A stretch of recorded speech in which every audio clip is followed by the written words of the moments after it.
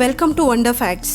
ఇప్పటికే ఆపరేషన్ సింధూర్ ద్వారా సరిహద్దుల అవతల ఉన్న ఉగ్ర స్థావరాలను ధ్వంసం చేసిన ఇండియన్ ఆర్మీ ఇప్పుడు ఆపరేషన్ కెల్లర్ ద్వారా మన దేశం లోపల దాగి ఉన్న ఉగ్ర మూలాలను నిర్మూలించాలని చర్యలు చేపట్టింది. ఈ ఆపరేషన్లో ఏం జరిగింది, ఎవరు పాల్గొన్నారు, దీని ఉద్దేశం ఏంటి, ముఖ్యంగా పహల్గామ్ దాడికి బాధ్యులైన ఉగ్రవాదుల్ని ఎలా మట్టబెట్టారు అనే సంగతులను ఈ వీడియోలో తెలుసుకుందాం.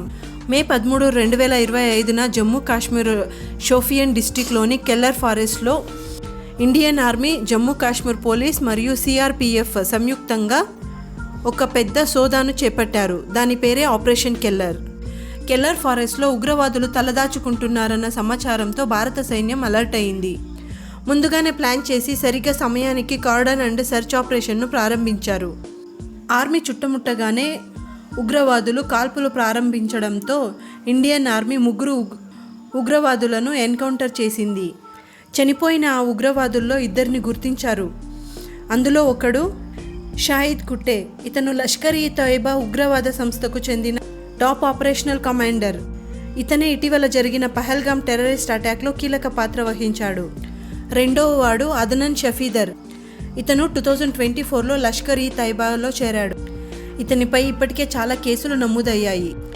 అంతేకాదు పలు కాల్పుల ఘటనలతో సంబంధం ఉంది.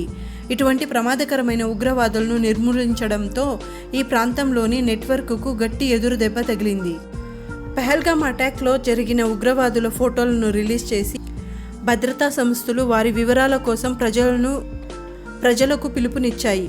వారు ఎవరో తెలిపిన వారికి 20 లక్షల రివార్డు ప్రకటించారు. అంతేకాదు సమాచారం ఇచ్చిన వారి పేర్లు సీక్రెట్గా ఉంచుతామని హామీ ఇచ్చారు.